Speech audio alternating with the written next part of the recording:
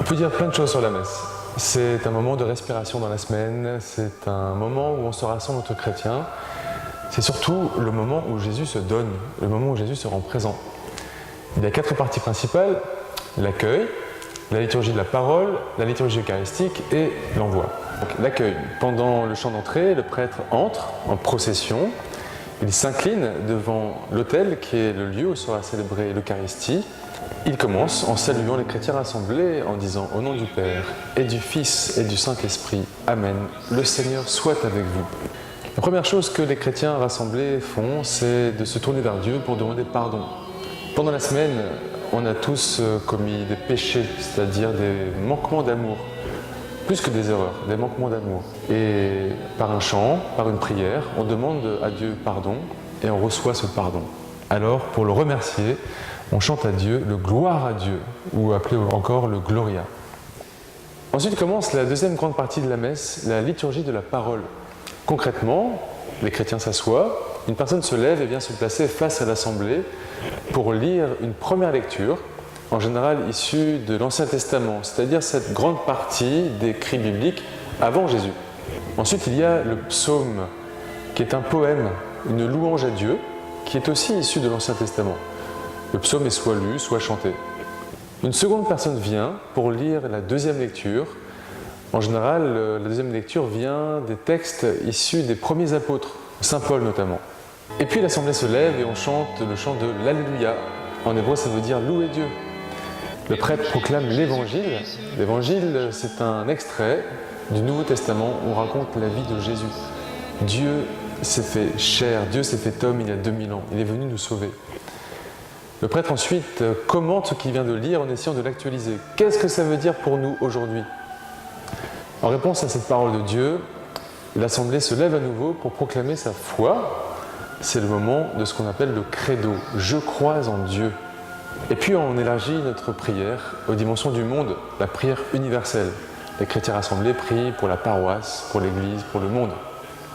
Ensuite commence la liturgie eucharistique. Eucharistie, ça veut dire action de grâce. Concrètement, j'ai plein de raisons pour lesquelles je voudrais remercier Dieu. Alors je viens les présenter pendant l'Eucharistie. Le prêtre va refaire des gestes que Jésus a faits le soir de son dernier repas avec les apôtres, la veille de sa mort sur la croix. Jésus, à ce moment-là, a pris du pain et du vin, et les a partagés en disant « ceci est mon corps, ceci est mon sang ». C'est pour cela qu'au début de cette grande partie, le prêtre prend du pain et du vin, les offre à Dieu. Pendant ce moment-là, les chrétiens peuvent s'associer à cette offrande. Ils peuvent le faire en priant, ils peuvent le faire aussi en donnant de l'argent. Ils donnent ce qu'ils veulent. Ça s'appelle la quête. Ensuite, on arrive au moment le plus important de la messe. Tout le monde se lève et le prêtre fait une grande prière qui s'appelle justement la prière eucharistique. Il y a d'abord un chant, le Sanctus. On s'associe au chant des anges, Saint, Saint, Saint, pour dire Dieu est là, Dieu va se rendre présent. Le prêtre ensuite reprend très précisément les paroles de Jésus lors de ce dernier repas.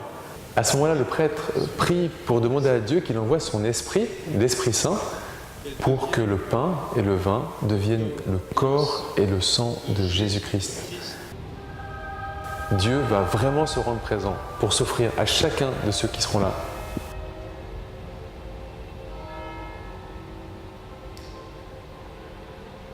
Vient ensuite une petite prière très courte qui s'appelle l'anamnèse. Ça veut dire faire mémoire. On fait mémoire de quoi ? De Jésus qui est mort et ressuscité et qui va venir à nouveau. Il est là. Les chrétiens rassemblés autour de Jésus qui se rend présent prient tous ensemble à ce moment-là. C'est un moment très fort. On prie pour nos défunts, ceux qui sont morts. On prie pour l'Église, pour le pape, les évêques, les prêtres et tous les chrétiens rassemblés. Et on confie à Dieu toutes nos intentions très personnelles. Et puis tous ceux qui sont présents récitent ensemble une prière très spéciale, le Notre Père. C'est Jésus lui-même qui a enseigné cette prière à ses apôtres. Et le prêtre transmet ensuite la paix du Christ, la paix qui vient de Jésus présent et qui se transmet dans toute l'assemblée. Ensuite, on chante un chant très court qui s'appelle l'Agnus Dei, Agneau de Dieu.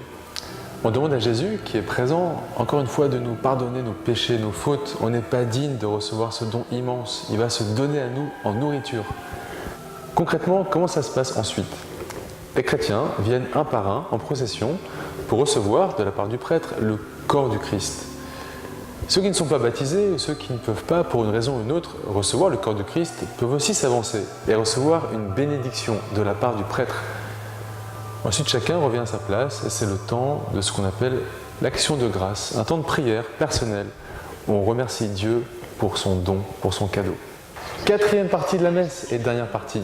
Après la prière silencieuse et une dernière prière par le prêtre, il y a ce qu'on appelle les annonces paroissiales. On se partage des informations sur la vie du quartier, la vie de la paroisse. Enfin, tout le monde se lève et le prêtre donne une bénédiction au nom de Dieu. Et tous sont envoyés en mission dans le monde pour porter la joie du Christ ressuscité.